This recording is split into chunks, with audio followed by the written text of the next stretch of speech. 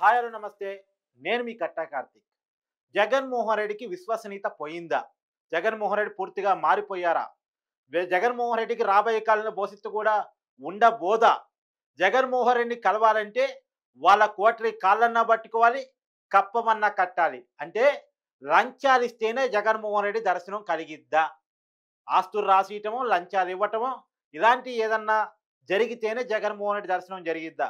కాకినాడ పోర్టుని లాక్కోవటం అనేది నిజమేనా? కాకపోతే అది విక్రాంత్ రెడ్డి పూర్తిగా చేశాడా? అరవిందో రియాల్టీకి తర్వాత కేవీ రావుకి మధ్య లావాదేవీలు మొత్తం చూసింది వైవి సుబ్బారెడ్డి కుమారుడు విక్రాంత్ రెడ్డేనా? అంటే విక్రాంత్ రెడ్డిని ఇరికించాడు అంటే డైరెక్ట్‌గా జగన్మోహన్ రెడ్డిని ఇరికించినట్టే లెక్క. ఇప్పుడు ఈ విషయాలకు సంబంధించి మొట్టమొదటిసారి మీడియా ముందుకొచ్చి విజయసాయిరెడ్డి నోరిప్పాడు.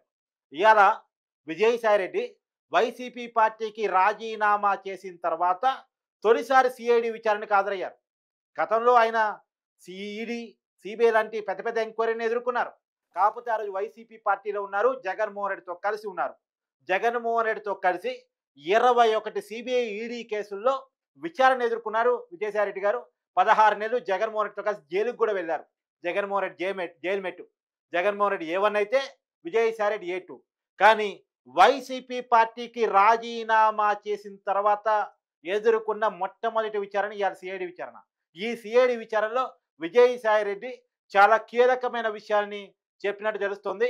ఒక రకంగా అప్రూవర్‌గా మారినట్టు తెలుస్తుంది. జగన్మోహన్ రెడ్డికి వ్యతిరేకంగా ఒక దండయాత్ర మొదలెట్టినట్టు కనపడుతుంది. ఎందుకంటే 4 గోడల మధ్య ఏం చెప్పాడు అన్నది మనకి క్లియర్ కట్ సమాచారం ఉండదు కానీ, తెలిసిన సమాచారాన్ని మీతో షేర్ చేసుకునే ప్రయత్నం చేస్తాను కానీ, ఓపెన్‌గా మీడియా ముందుకొచ్చి జగన్మోహన్ రెడ్డికి వ్యతిరేకంగా విజయసాయిరెడ్డి తొలిసారి మాట్లాడారు. వైసీపీ పార్టీ గురించి, జగన్మోహన్ రెడ్డి గురించి వాస్తవాలను బయట పెట్టడం మొదలెట్టారు. కేవలం 1% మాత్రమే ఇవాళ బయట పెట్టారు. 1% చెప్పకుండా చెప్పే ప్రయత్నం చేశాడు వాస్తవాలని. మీకు ఆయన మాటల్లోనే వినిపించే ప్రయత్నం చేస్తా. కానీ ఆత్మ గౌరవం, ఆత్మవిశ్వాసం రెండు ముఖ్యం. నేను ప్రలోభాలకు లొంగల. మా నాయకుడు నన్ను ప్రలోభాలకు లొంగావన్నాడు. నేను భయపడ్డానన్నాడు. నేను భయపడలా. ఇంకోటేది ప్రలోభం, భయం, విశ్వసనీయత కోల్పోయానన్నాడు. విశ్వసనీయత కోల్పోలే. ఆ 3 యథాతిథిగా అప్పుడెట్టున్నాయో ఇప్పుడు అలాగే ఉన్నాయి. మా నాయకుల్లోనే మార్పు ఉంది. అంటే నేను విశ్వసనీయత కోల్పోదా, నేను 3.5 సంవత్సరం పాటు అవమానాలకు పాలై నేను దిగినటువంటి ప్రతి మెట్టు కూడా కొంతమంది పైకెక్కడం జరిగింది. వాళ్ళు పైకెక్కేదానికి ఉపయోగపడడం జరిగింది. దీంట్లో చాలా మంది పాత్రదారులు, సూత్రధారులు ఉన్నారు. దీంట్లో ఈ పార్టీ నుంచి వెళ్ళిపోయిన దానివల్ల నేను ఏ విధంగానూ నష్టపోవట్లా. చిత్తశుద్ధితో ఈ పార్టీలో నేను ఉన్నంత కాలం నేను పనిచేశాను, మనస్ఫూర్తిగా పనిచేశాను. ఎక్కడ బయట నుంచి పోయేటటువంటి ఇన్ఫర్మేషన్ ఈ యొక్క కోటరీకి అనుకూలంగా ఉంటే, ఎవరినైనా ఆయనకి పరిచయం చేయాలి, తీసుకెళ్ళాలి అని అంటే ఈ కోటరీ కానీ అంగీకరిస్తే వాళ్ళకి ఏదో ఒక రకంగా నయానో, భయానో, లేకుంటే మంచిగానో, కాళ్ళు పట్టుకోనో, చేతులు పట్టుకోనో, లేకుంటే ఆర్థికంగా ఏదో ఒకటి చేసో వాళ్ళు ఆయన దగ్గరికి పంపిస్తారే కానీ దేవుడి దగ్గరికి, పూజారులు అదర్వైజ్ దేవుడి దగ్గరికి పంపించట్లా. ఇది జరిగేటటువంటిది. ఈ చెప్పేటటువంటి ఒక నాయకుడు అన్నటువంటి వాడు ఈ చెప్పుడు మాటలను నమ్మకూడదు. చెప్పుడు మాటలను నమ్మితే నాయకుడు నష్టపోతాడు, ప్రజలు నష్టపోతారు, పార్టీ నష్టపోతుంది. ఇక్కడ జరిగేటటువంటిది అదే. వైసీపీ పార్టీలో పూజారుల హవా నడుస్తుంది. తప్పకుండా ఏకీభవించకుండా ఉండేదానికి ఏముంది దాంట్లో? ఈ కోటరీ వల్లనే నేను ఆయనకు దూరం అయ్యా. కానీ ఈ యొక్క ద్వితీయ శ్రేణి నాయకత్వం, వాటిని ఏమంటారు, వీళ్ళు చుట్టూ ఉండేటటువంటి వాళ్ళని కోటరీ. ఈ కోటరీ నుంచి ఏ రోజైతే ఆయన బయటపడతాడో ఆ రోజు ఆయనకు భవిష్యత్తు ఉంటుంది. లేకుండా ఉంటే భవిష్యత్ అనేటటువంటిది చాలా కష్టంగా ఉంటుంది. ఇంతకన్నా మించి చెప్పగలిగింది ఏం లేదు. కానీ విరిగిన మనసు అతకదు కాబట్టి నేను పార్టీ నుంచి వెళ్ళిపోయాను. తిరిగి ఆ పార్టీలో వైఎస్ఆర్ కాంగ్రెస్ పార్టీలో చేరేటటువంటి ఉద్దేశం నాకు లేదు. గర్వాపసి అన్నటువంటిది అప్లై కాదు, నా మనసులో లేదు. సో చాలా క్లియర్ కట్గా చెప్పకనే చెప్పాడు. జగన్మోహన్ రెడ్డికి విశ్వసనీయత లేదు, ఆయన మారిపోయాడు, నేను కరెక్ట్గానే ఉన్నాను కానీ అనే ఒక మాట. ఈ కోటని నమ్ముకుంటే జగన్మోహన్ రెడ్డికి భవిష్యత్తు లేదు అనే రెండో మాట. జగన్మోహన్ రెడ్డి కలవాలంటే లంచాలు ఇవ్వాల్సిందే, ఆ కోటరీకి కాళ్ళు పట్టుకోవాలి, లేదు ఆర్థికంగా లాభాలు చేకూర్చాలి, అలా అయితేనే జగన్మోహన్ రెడ్డి దర్శనం జరుగుతుంది అనేటువంటిది మూడో మాట. రెండోది తిరిగి వైసీపీ పార్టీలోని జాయిన్ అయ్యేదే లేదు, అక్కడ అవమానాలకు గురి కాపడ్డాను అనేటువంటి విషయాన్ని నాలుగో మాటగా చెప్పే ప్రయత్నం చేశాడు. ఇంకొక విషయాన్ని కూడా చాలా కీలకంగా చెప్పే ప్రయత్నం చేశాడు. కేవీ రావుకి విక్రాంత్ రెడ్డికి మధ్య లావాదేవీలు జరిగిన మాట వాస్తవమైనటువంటి విషయాన్ని కూడా చెప్పే ప్రయత్నం చేశాడు. కేవీ రావుని బెదిరించి కేవలం 2,500 కోట్ల రూపాయల ఆస్తులని 492 కోట్లకే కొట్టివేసే ప్రయత్నం జరిగింది అనేటువంటి కేసులో ఇవాళ సిఐడి విచారణ కాదని విజయసాయిరెడ్డి గారు ఆ విషయాన్ని అగ్రీ చేసే ప్రయత్నం చేశారు. అగ్రీ చేశారంటే విక్రాంత్ రెడ్డి ద్వారా ఈ కథ నడిపించింది ఎవరు?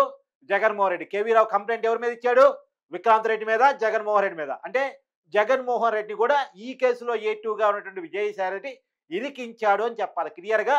డైరెక్ట్గా విక్రాంత్ రెడ్డిని, ఇండైరెక్ట్గా జగన్మోహన్ రెడ్డి. ఎందుకంటే విక్రాంత్ రెడ్డి ఏ పార్టీ? YCP party.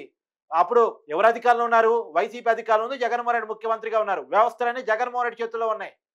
ఒక కంపెనీ మీద ఒక చార్టెడ్ అకౌంటెంట్ ఎంక్వైరీ చేయాలన్నా, ఫైన్ కట్టించుకోవాలన్నా, తర్వాత ప్రభుత్వం తరపున బెదిరించాలన్నా అది ప్రభుత్వ అధినేత అయినటువంటి జగన్మోహన్ రెడ్డి తెలియకుండా జరిగే పని కాదు.